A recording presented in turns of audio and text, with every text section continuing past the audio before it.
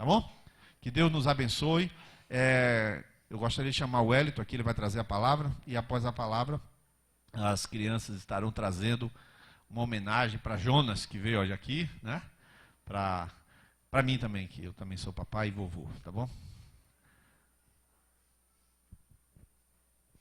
Boa noite. Tudo bem? Isso é bom. Hoje é um dia de festa, né? Além dos aniversariantes do dia, Nega, Vanessa, também é um dia que se comemora o Dia dos Pais. Então, para mim e para algumas pessoas é um dia festivo.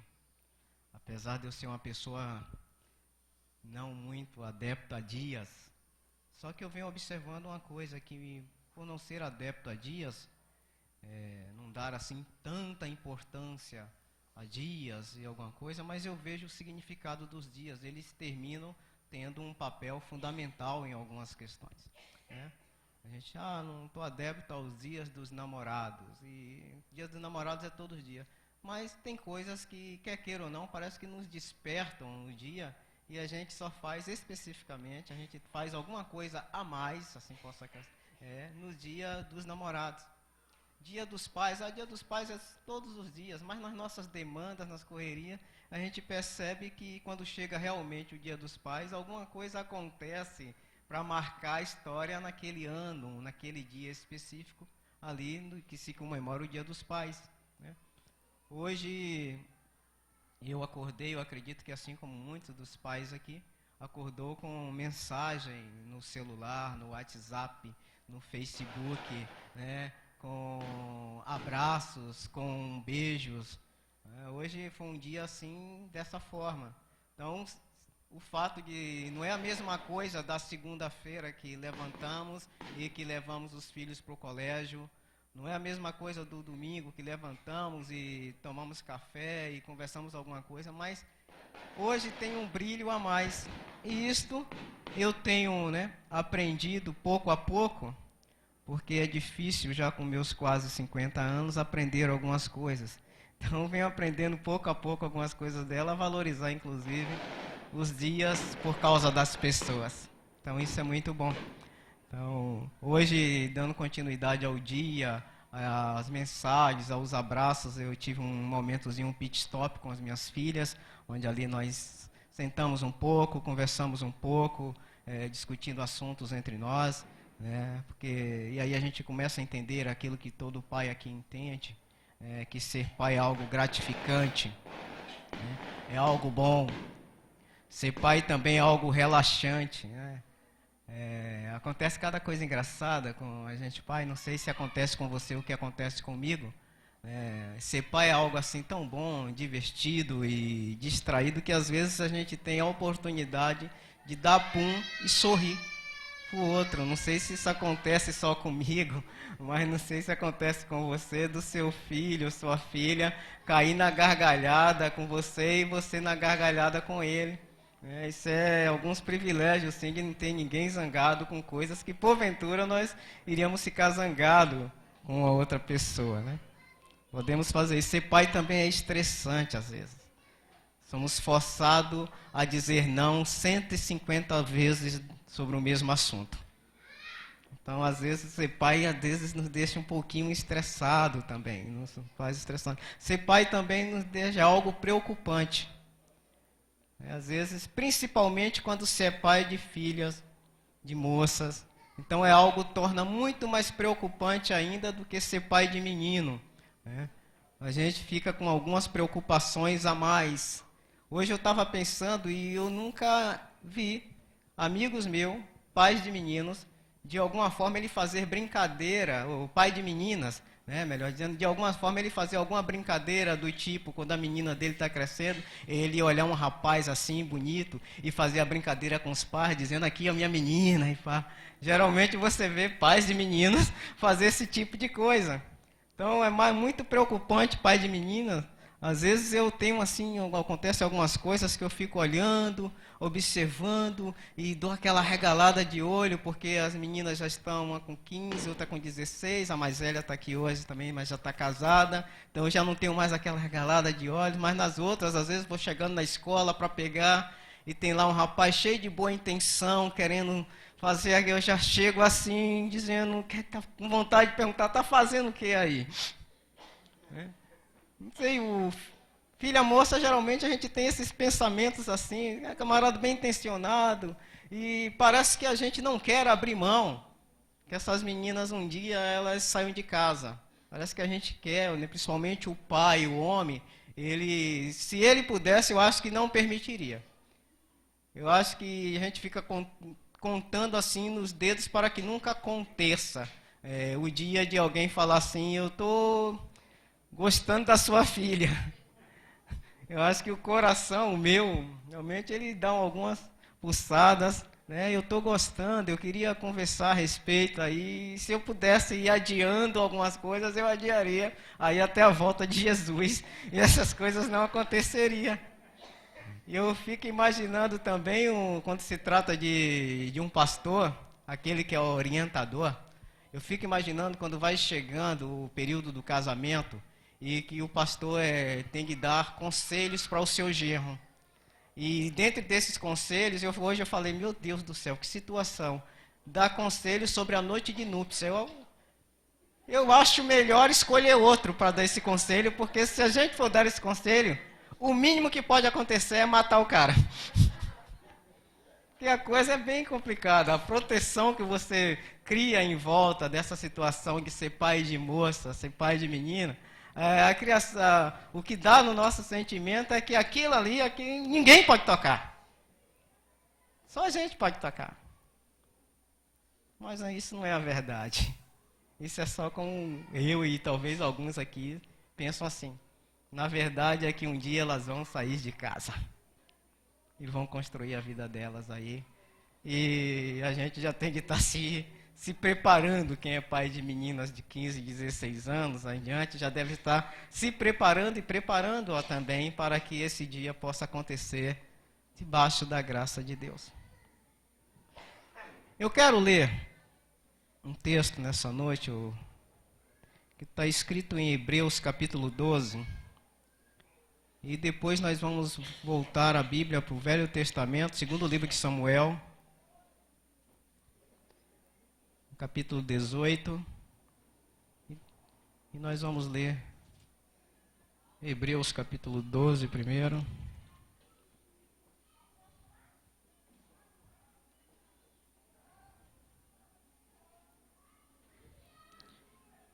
Hebreus 12.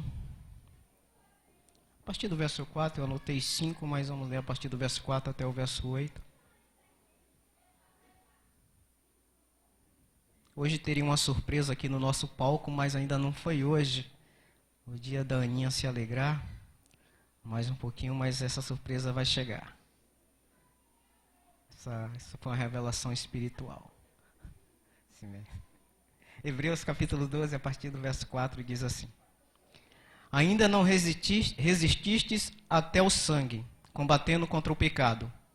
E já vos esqueceste da exortação que vos admoesta como filhos. Filho meu, não desprezes a correção do Senhor, e não desmaieis, quando por ele fores repreendido. Porque o Senhor corrige a quem ama, e açoita todo o que receber por filho.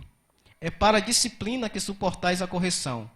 Deus vos trata como a filhos. Pois que filho há a quem o pai não corrige? Mas se estáis sem disciplina, da qual todos são feitos participantes, sois então bastardos e não filhos. Segundo Samuel, segundo livro, Samuel, capítulo 18.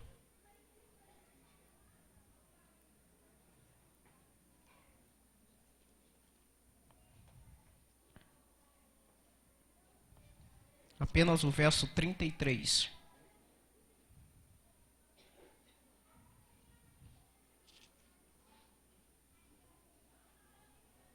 Diz assim. Então o rei, profundamente comovido, subiu à sala que estava por cima da porta e chorou. E andando dizia, meu filho Absalão, meu filho Absalão, quem me deras que eu morrera por ti? Absalão, meu filho. Deus, em nome de Jesus, que o Senhor, que é Senhor nos céus e na terra, que é o Deus a quem adoramos, que é o Deus a quem louvamos, que é o Deus a quem rendemos graças, que é o Deus a quem nós servimos, que o Senhor venha nesse exato momento, Senhor, trazer revelação da Tua palavra. Trazer revelação para cada pai aqui neste lugar, para cada mãe, para cada filho, para aqueles que ainda não são pais, mas que são filhos, para aqueles, Senhor, que está aqui nessa noite, ó Deus, que o Senhor trouxe de alguma forma, com o propósito do Senhor, que o Senhor faça cumprir, através da revelação, por intermédio da Tua palavra que será ministrada, por meio da minha vida. Me coloco submisso à inteira vontade do Senhor, para que o Senhor me use conforme do Teu agrado, conforme a Tua vontade. Usa os meus lábios, usa a voz, usa aquilo que eu meditei, aquilo, Senhor, que eu estudei, aquelas leituras que foram feitas durante esta semana. Que o Senhor use, Senhor, ela para que haja edificação da vida da Tua igreja, que haja correção, que haja sinais do Senhor, livramento, que a bênção do Senhor repouse sobre nossa vida por meio da Tua palavra. Oro em nome de Jesus. Eu li esses dois textos, queridos. Escrito à igreja de Roma, falando de disciplina. E eu tenho como tema, pai, uma relação de amor que exige disciplina. Porque às vezes nós somos movidos na nossa relação paterna a conduzi-la ela por trás de sentimentos. Eu sou uma dessas pessoas. Nós somos movidos a conduzir as coisas pelos sentimentos. E sentimento é algo momentâneo. E por causa disso, por muitas vezes, deixamos de aplicar amor através de disciplina.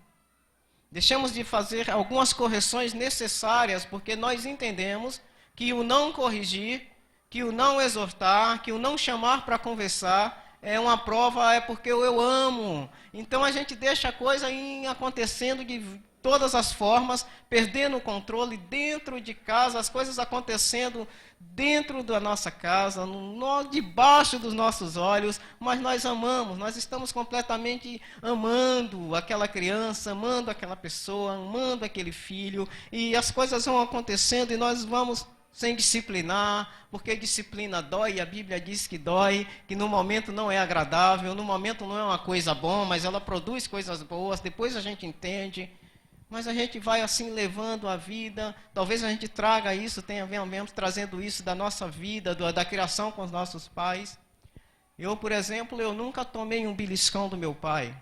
E não é porque eu era bonzinho, é porque ele era bobo. Mas que eu mereci. Cheguei um dia que eu tive broncas com ele. Foi em 2008, por aí, eu fui participar de um encontro. E lá no encontro foi ministrado a respeito de pessoas que apanhavam dos pais. E essas pessoas estavam com trauma, e é normal, é real, não é fácil você apanhar e não ter trauma disso aí, e algumas pessoas espancadas. Só que eu fiquei traumatizado, porque eu não apanhava. E eu fiquei com isso na cabeça e cheguei em casa e fui falar para ele que eu não estava legal com ele. Ele ainda estava vivo nessa época.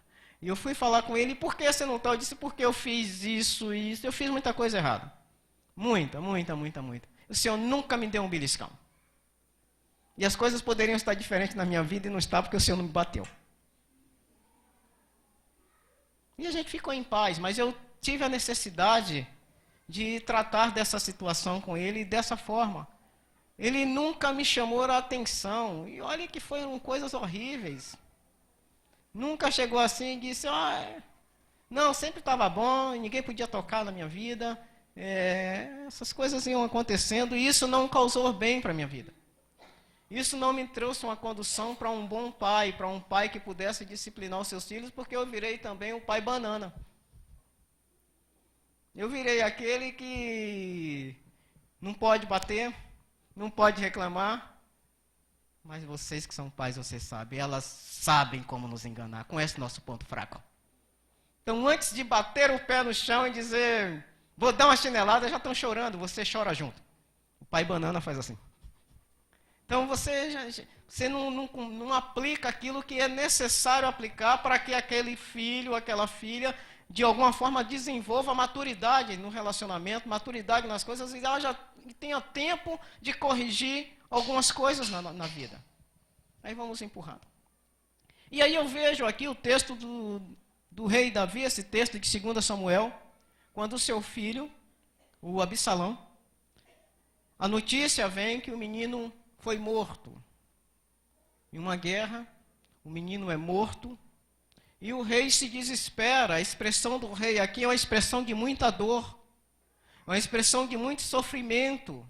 O rei diz que sai andando e gritando, meu filho Absalão, e ele expressa dizendo, quem me dera eu tivesse morrido no lugar do meu menino. Quem me dera nesse momento não fosse ele, mas fosse eu que tivesse morrido.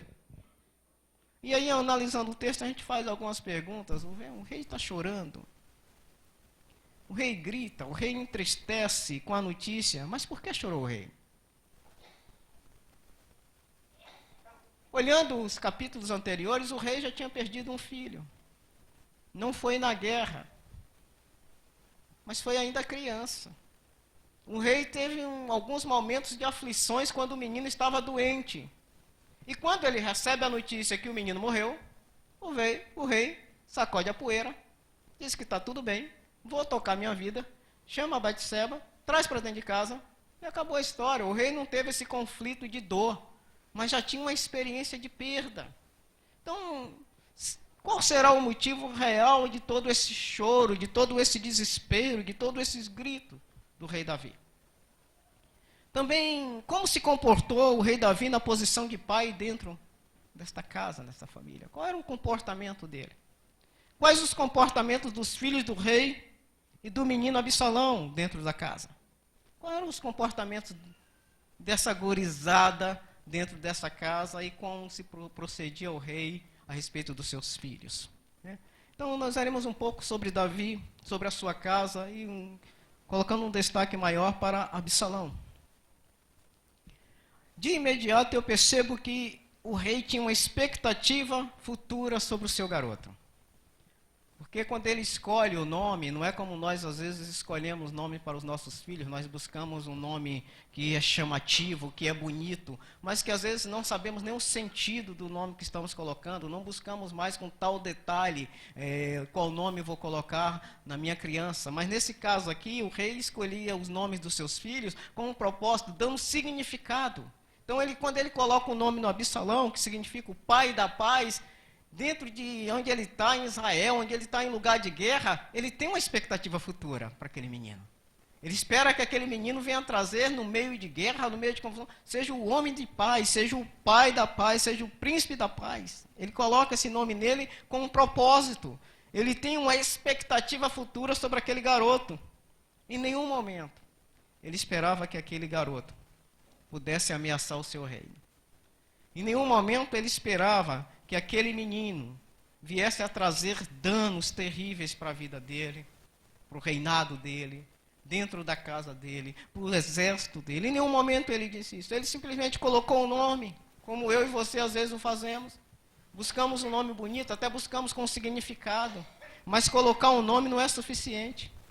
Colocar um nome e dizer é abençoado.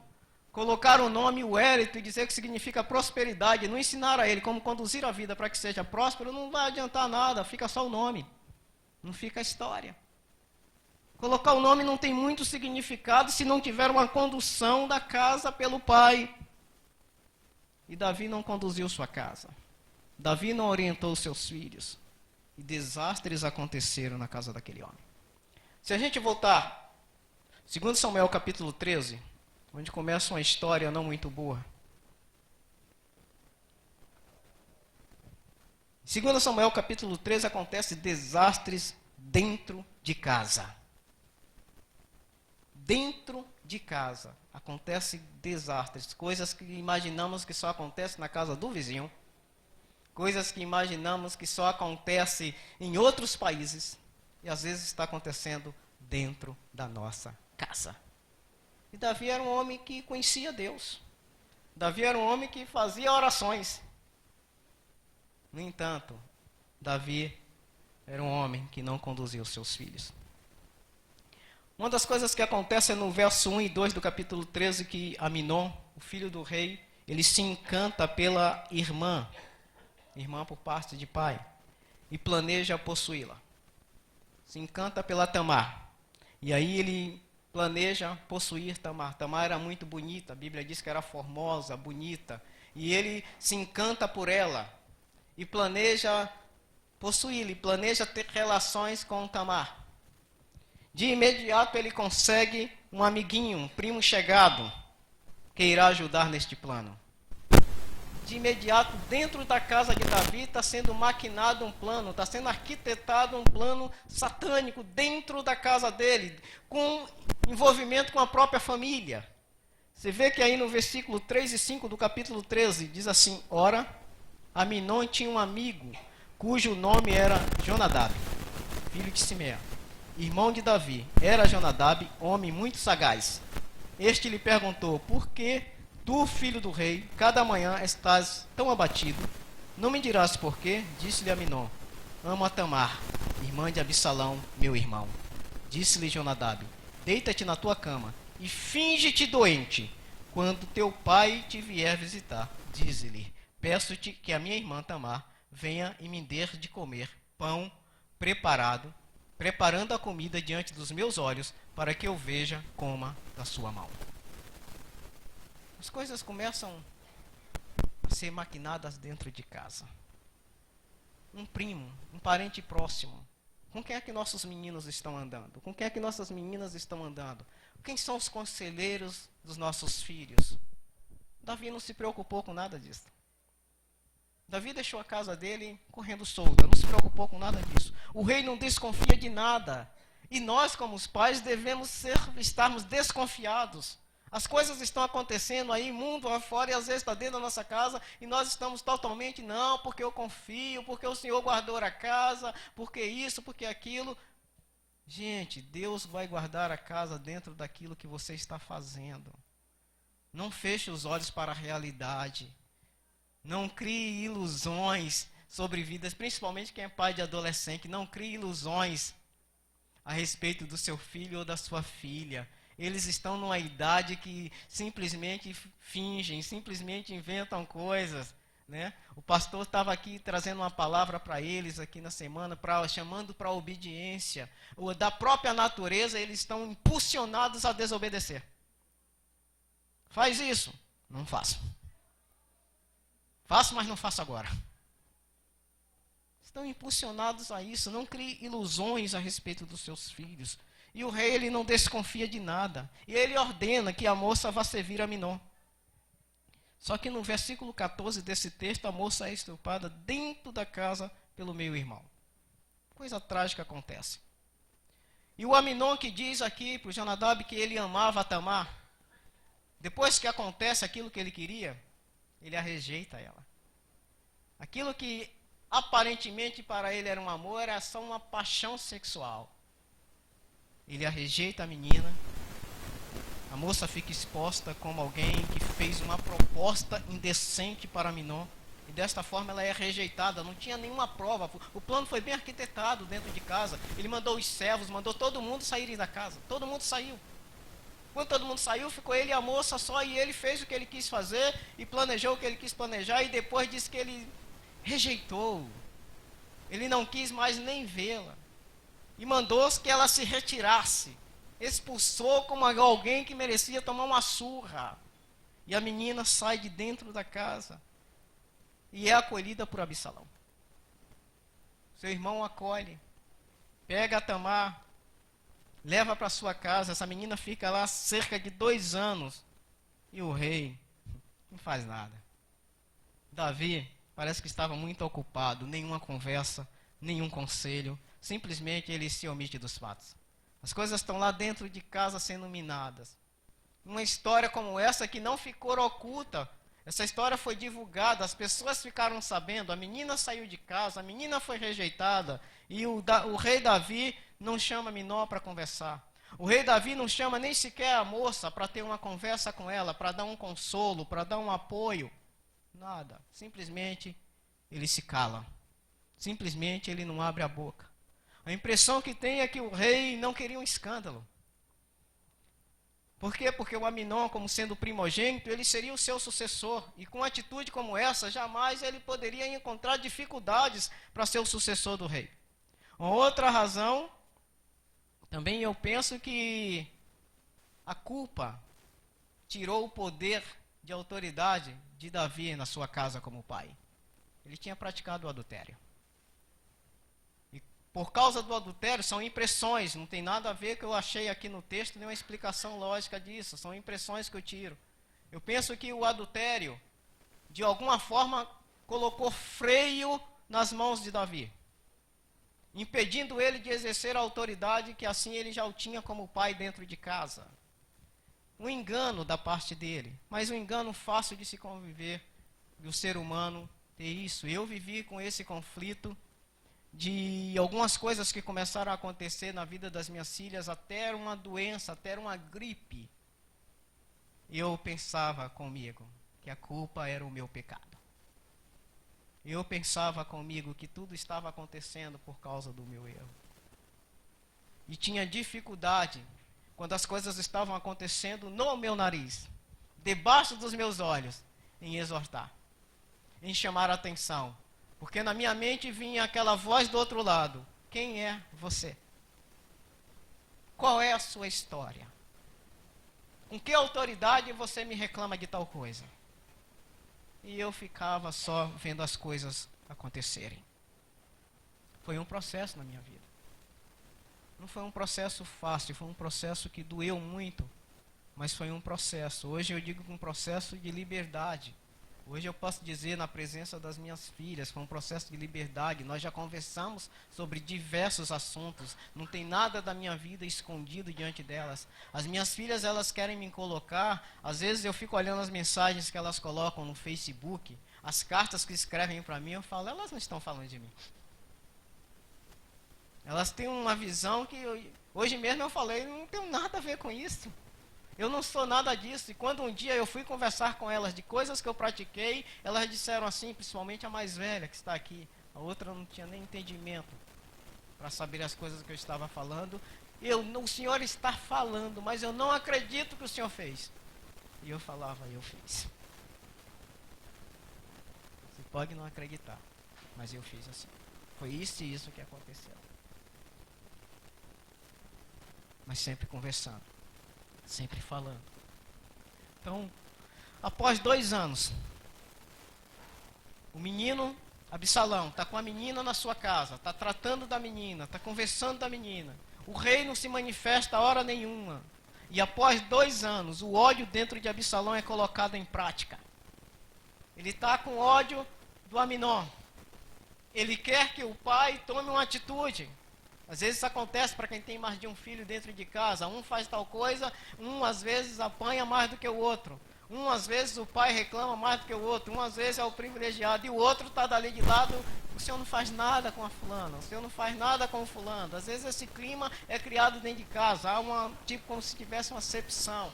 Fulano é melhor do que Beltrano. E vai criando isso. E o Absalão está ali na expectativa que o Davi vai chamar o Aminon para conversar.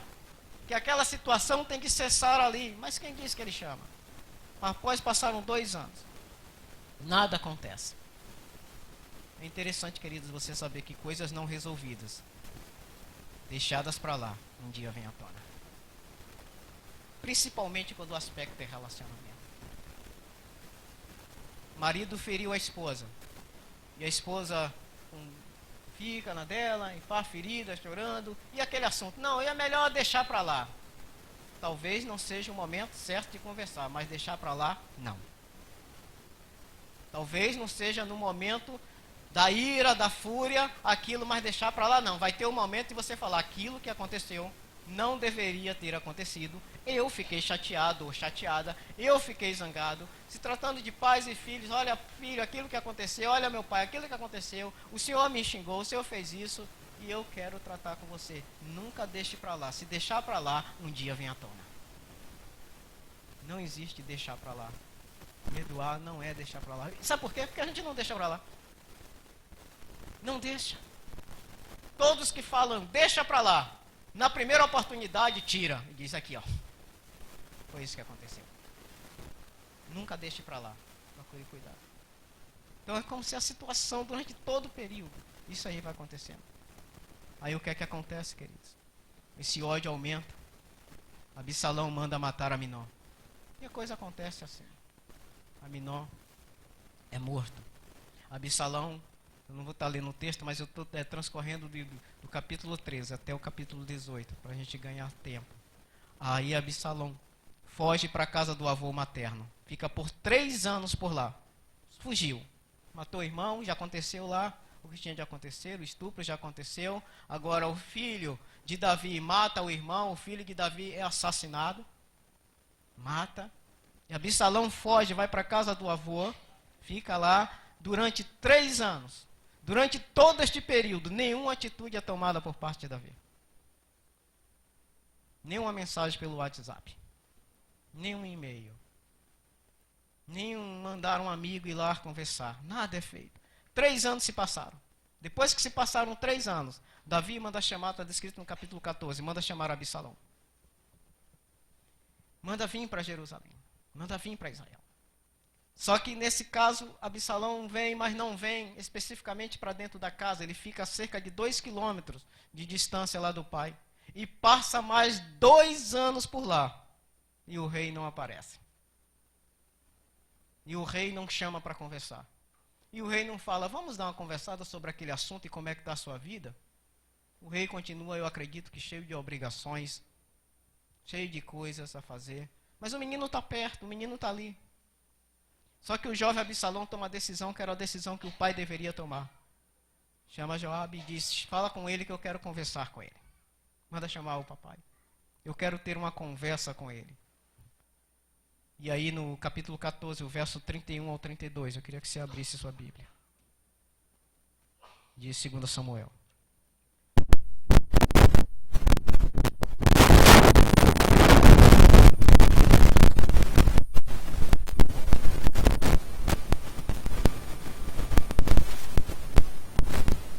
Volta de Absalão, o rei não procura ele manda chamar o rei, e o rei se coloca agora diante do seu filho. Então ele se levantou em casa e lhe perguntou, por que os teus servos puseram fogo ao pedaço de campo que é meu? Respondeu Absalão a Joabe, olha, enviei a ti dizendo, vem cá, para que te envie ao rei a dizer-lhe para que vim a Jesus. Melhor me fora estar ainda lá. Agora, pois, veja eu a face do rei, e se há em mim alguma culpa, que ele me mate. Assim Joabe foi ao rei e disse-lhe estas palavras. Então o rei chamou Absalão e entrou à presença do rei. E ele entrou à presença do rei e se prostrou com o rosto em terra diante do rei. E o rei beijou Absalão. Resolveu o problema com um beijo. Chamou e resolveu a situação, não teve conversa, não teve tratado o assunto, não disse, olha, foi muito bom que você viesse, foi muito bom que você chegasse, mas aquela conversa nós precisamos ter. Não, o rei simplesmente foi lá e deu um beijo no menino. Não faz nada mais uma vez. Não resolve a questão, não conversa sobre o assunto. Quantas coisas aconteceram debaixo dos olhos do rei? Mentira, estupro, morte, ódio, vingança. O que mais estava esperando acontecer? O que mais poderia acontecer ali? As coisas estavam andando. Aí depois deste encontro, a falta de postura do rei levou o garoto a ir mais adiante. No capítulo 15, do verso 1 ao 6, o menino se revolta e quer tomar o lugar do pai. Quer assumir tudo aquilo ali. O menino parece que ele olha assim e fala, o papai não pode ser rei, não há mais justiça nesse lugar. Ele não tem pulso, ele não tem nenhuma condição, e agora quem vai mandar nessa terra sou eu. O menino se revolta contra o seu pai. O menino vira o jogo. Absalão ataca Israel, e o que acontece agora é que Davi foge. Depois Davi dá alguns conselhos para os seus servos, para os seus soldados, que não toquem no menino Absalão, não toquem nele, não fira ele. O capítulo 18, Davi é vitorioso. vence a guerra. Só que a notícia vem. A notícia vem no capítulo 18. E as pessoas ficam querendo, de alguma forma, não contar. Quem conta, vai você, outro conta, cuidado para o rei. E o rei começa a ouvir aquelas conversas e percebe. E ele pergunta, como vai o jovem Absalão? Como vai o menino? Até que o rei compreende. E aí ele faz aquele grito. Meu filho Absalão, meu filho Absalão, quem me dera que eu tivesse morrido no seu lugar. Quem me deras morrer por ti. Aí eu perguntei no início, por que o rei chorou? Que nome eu dou a este choro? A não ser o nome da culpa. O choro da culpa. O choro da consciência pesada. Culpa por ser omisso. Culpa por ser ausente. Culpa por não ter feito a coisa certa e na hora certa. Culpa por não ter expressado o quanto amava aquele menino. E agora? O que é que adiantava falar? Eu lendo isso aqui, eu lembrei de uma situação que eu vivi na minha vida, na minha casa, na minha família, quando perdi 2 irmãos assassinados. E o meu pai chorou. Mas foi o choro da culpa. Foi a dor, não foi a dor de perder os meninos, mas foi a dor de não ter feito a coisa certa. Foi a dor na consciência de dizer assim, eu fiz tudo errado e as coisas deram erradas. Eu agi de tal forma. Ele não chegou a dizer isso, mas no momento, hoje eu percebo que não foi um choro de dor por tê-lo perdido, mas que foi um choro de remorso, de culpa, de por que esse caminho foi tomado e eu estava vendo, estava debaixo dos meus olhos, todo mundo me contava, eu sabia que o fim era esse, mas nunca fui capaz de chamá-los para conversar. E as coisas vão acontecendo assim. Não ter expressado quanto vale aquele menino. Quantas coisas poderia evitar se simplesmente adicionasse ao amor a disciplina. Quantas coisas eu e você podemos evitar dentro da nossa casa, se nós adicionarmos ao amor a disciplina. Se nós adicionarmos ao nosso cuidado, a nossa proteção, se nós adicionarmos isso, a disciplina, a correção, a exortação, o tirar coisas. A minha filha mais nova, ela já está há 4 meses sem usar celular. E ela já está se acostumando com isso. E foi logo na semana que o pastor aqui orientou aquele que o quisesse assim o fazer, eu já estava assim o fazendo, que não permitisse que os seus filhos utilizassem celulares, smartphone, iPhone ou qualquer tipo de celular que causasse problemas. Talvez ela hoje não vai ser caçadora de Pokémon. Talvez ela vai ficar na dela também. Quantas coisas, querido? Culpa por necessitar ser repreendido. A culpa foi tão grande de Davi. Davi talvez teria culpa porque ele necessitou ser repreendido. Ele não tomou uma atitude. Ele não tomou uma posição diante de Deus logo quando pecou com a Batseba. Foi necessário que viesse um profeta para conversar com ele e mesmo assim ele desconversou. Mesmo assim ele fez como às vezes nós fazemos muitas vezes. Alguém vem e a gente nunca quer entender porque a gente é cheio de razão. Então a gente nunca quer entender que estamos errados. E Davi desconversou e o profeta conta uma historinha lá de uma cordeirinha e pai, ele vira para o profeta cheio de razão. E ele diz, o homem que fez tal coisa, imagina a cena, merece morrer. Aí o cara que está do outro lado diz, este homem é você. Este homem é você. Talvez ele tenha na sua consciência, porque foi necessário eu ser exortado diante de tantas coisas. Eu poderia muito bem me render a essas coisas. Por que que essas coisas estão acontecendo dentro da minha casa? Entenda que pai é uma relação de amor que exige disciplina. Não há amor sem disciplina. Não existe amor sem que haja correção. A correção é prova de amor. E o pai corrige aquele que tem como filho. O pai corrige a quem o ama. As coisas acontecem na nossa cara, querido. Às vezes somos, como eu disse, que eu sou assim, que estou melhorando, mas às vezes somos uns bananas, como os pais deixando as coisas para lá. E passamos também o pior de tudo isso, que passamos para os nossos filhos a imagem de um Deus banana. A um Deus que não vai requerer conta, a um Deus que vai deixando tudo para lá, a um Deus que faça o que você quiser, a um Deus que viva à vontade. Nós passamos essa mesma imagem daquilo que somos. Deus é um Deus também dessa forma. Em um certo ponto tem razão, porque Deus não corrige a todos. Deus corrige filhos. Deus corrige filhos. Deus não corrige a todo mundo. Deus corrige apenas filhos. Filhos, obedeçam aos pais no Senhor. Você que está aqui nessa noite, você que é filho, você que está debaixo da autoridade dos seus pais, obedeçam aos seus pais no Senhor. Você pode não estar sendo um bom pai. Deus vai orientar você. Ele é seu pai. Pessoas aqui podem não estar sendo também um bom filho. Deus vai orientar você. Ele é seu pai. Você pode também não ter tido um pai. Hoje é um dia também que coisas vieram à nossa cabeça. Nós hoje sentimos saudade. Nós hoje trouxemos à memória bons momentos, mas tem pessoas que porventura trouxeram maus momentos à sua memória. Eu quero dizer para você que traga à memória as coisas que lhe traz esperança. Até dentro de uma pessoa muito ruim, tem alguma coisa de Deus na vida dele.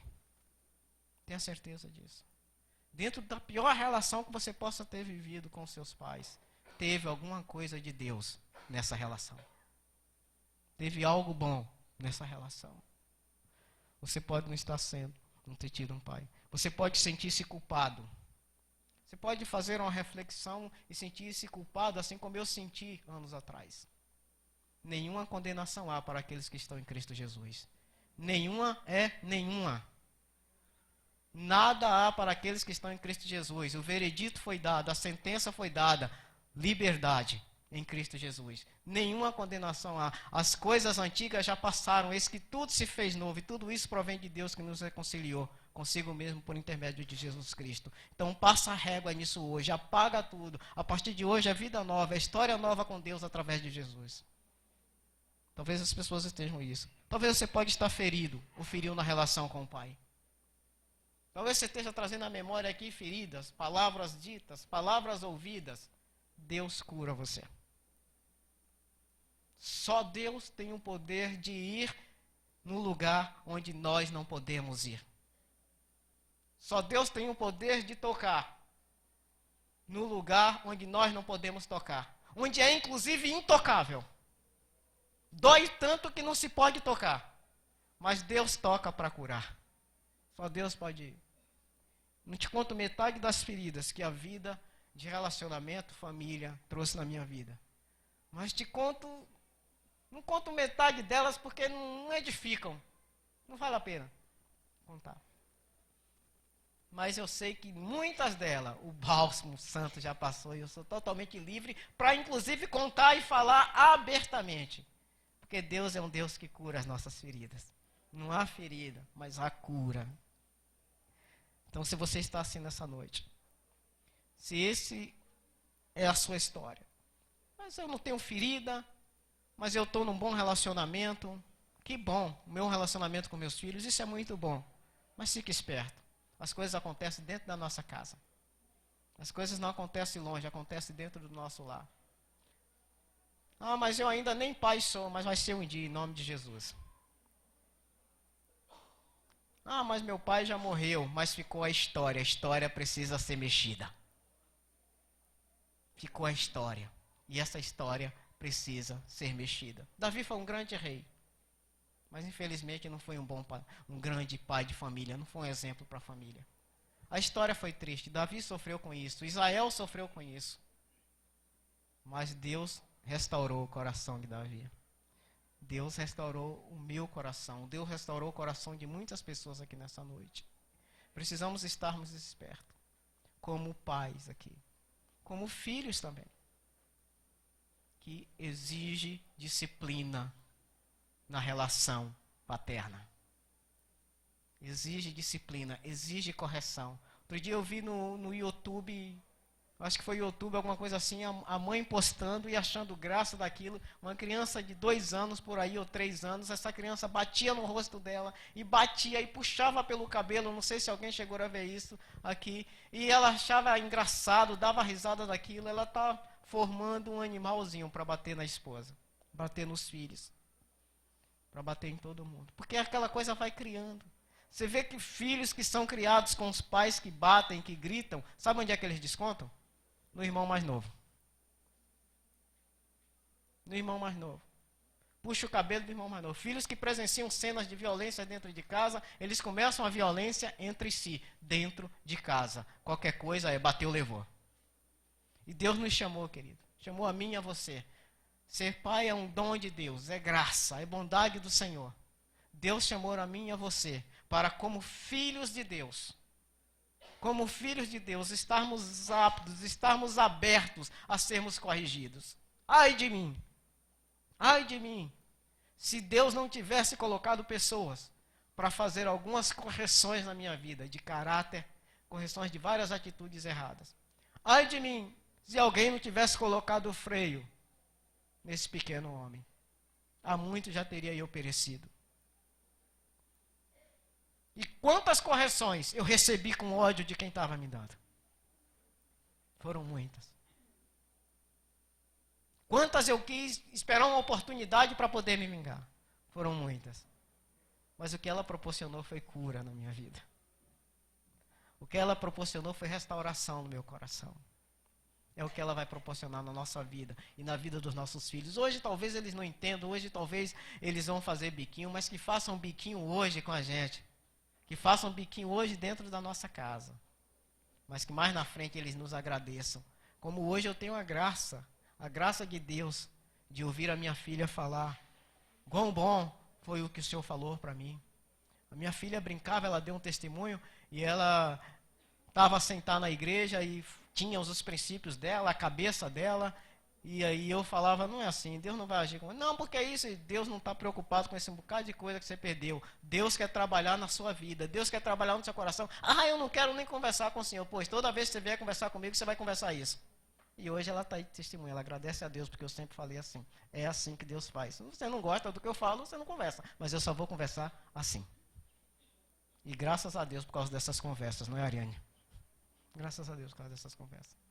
Então, meus queridos, eu concluo a minha palavra dizendo que Deus nos capacita como pai e como filhos para vivermos debaixo da graça de Deus, do amor de Deus, sempre atentos e sempre conscientes que não vamos fazer sempre as coisas certas, mas que existe um Deus grande, um Deus de amor, que existe um Deus que nós podemos chamar de Pai, e Ele olha para nós e nos chama de filhos, filhos amados de Deus. Que Deus abençoe. Pastor Nils.